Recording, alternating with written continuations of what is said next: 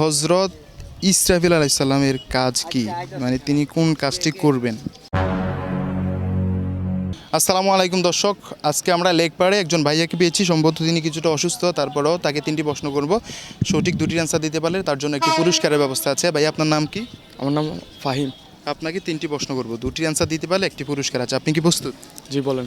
আপনার জন্য প্রথম প্রশ্ন, দৈনিক নামাজ কত ওয়াক্ত? 5 ওয়াক্ত। শিওর আপনি? জি। এই তো মাশাআল্লাহ, সঠিক হয়েছে। আপনার জন্য দ্বিতীয় প্রশ্ন হচ্ছে, বিতির নামাজ কত রাকাত? বিতির নামাজ 10 পর্যন্ত কাউন্ট করব। 1 2 3 4 5 6 7 8 9 10। তাহলে আপনার জন্য তৃতীয় প্রশ্ন।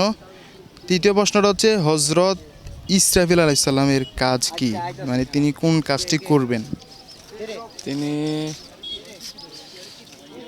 আচ্ছা, তাহলে আরেকটা আপনার জন্য আচ্ছা, বলেন। শেষ প্রশ্ন, সেটা হচ্ছে আজরাইল আলাইহিস সালামের কাজ কি? আজরাইল আলাইহিস সালামের কাজ হলো রূহ কবজ করা। এই তো মাশাআল্লাহ, ভাই সঠিক অ্যান্সার দিয়েছে। অনেক অনেক ধন্যবাদ সঠিক অ্যান্সার দেওয়ার জন্য।